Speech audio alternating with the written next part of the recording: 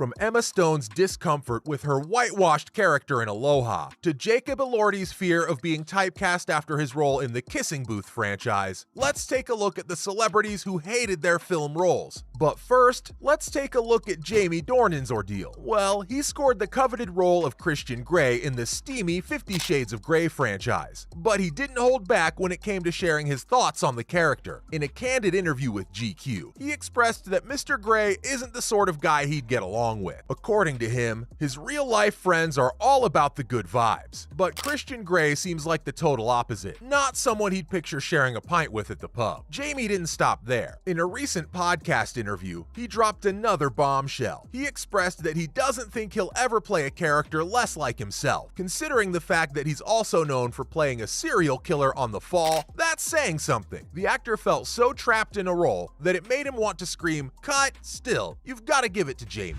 Sometimes I'll do things like when there's a moment where I'm meant to, orgasm, I'll be like, doo-doo-doo-doo-doo.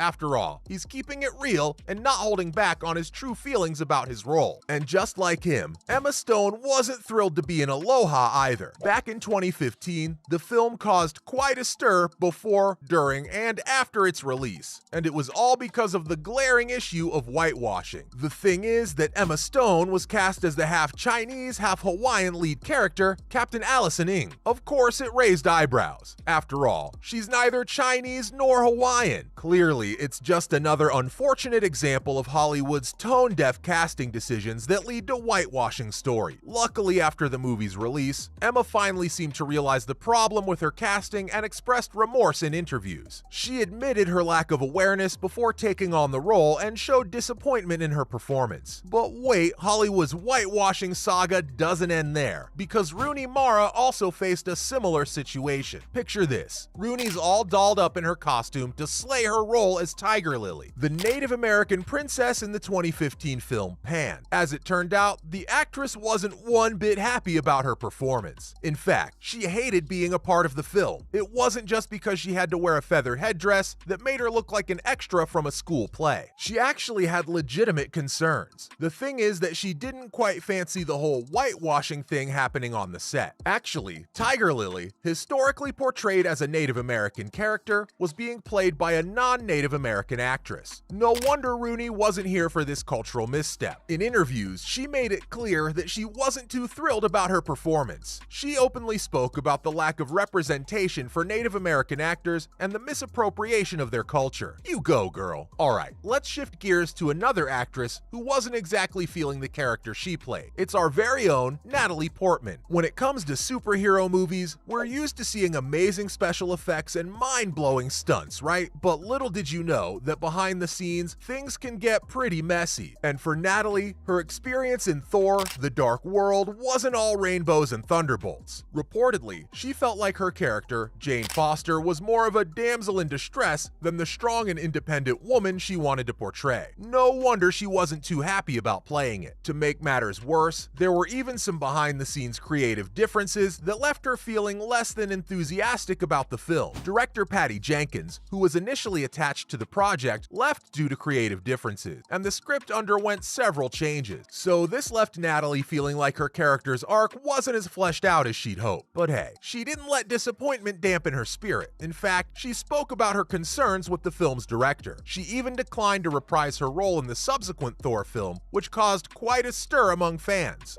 I was right here where you left me. I was waiting, and then I was crying, and then I went out looking for you.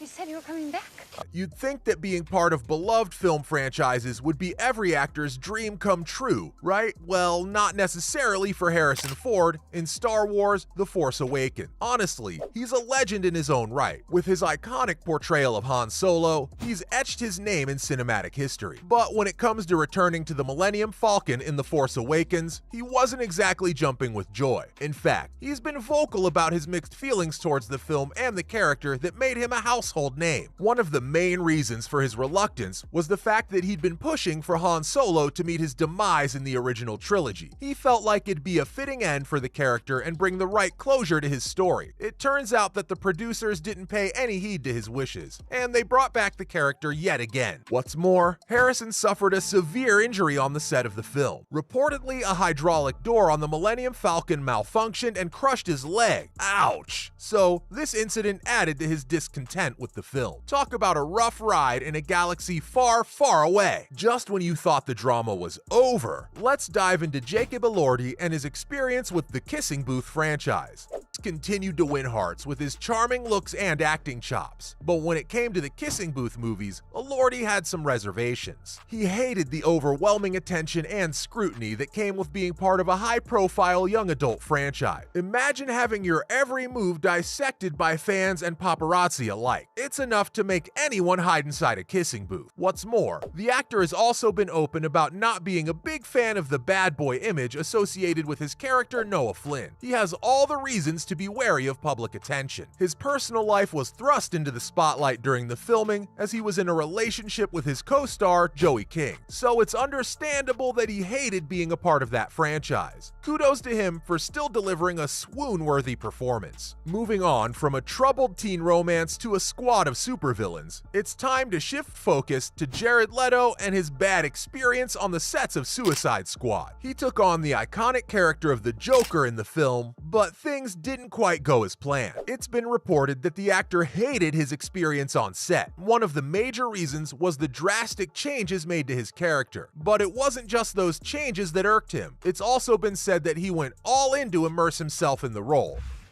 Asked to play the part, and I have a lot of these characters are so special to people.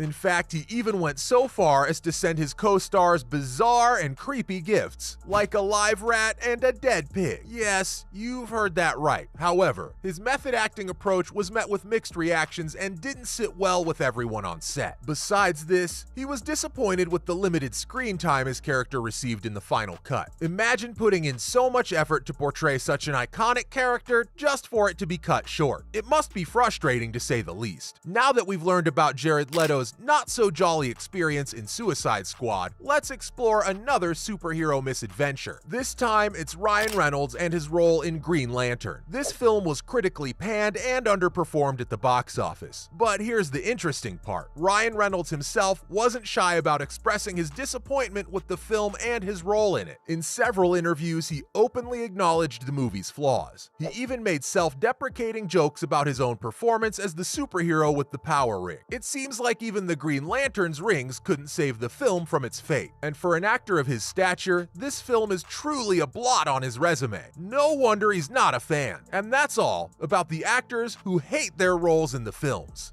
In real life as well. I was watching her every move and sort of talking everything, and I think that was part of why it ended up working.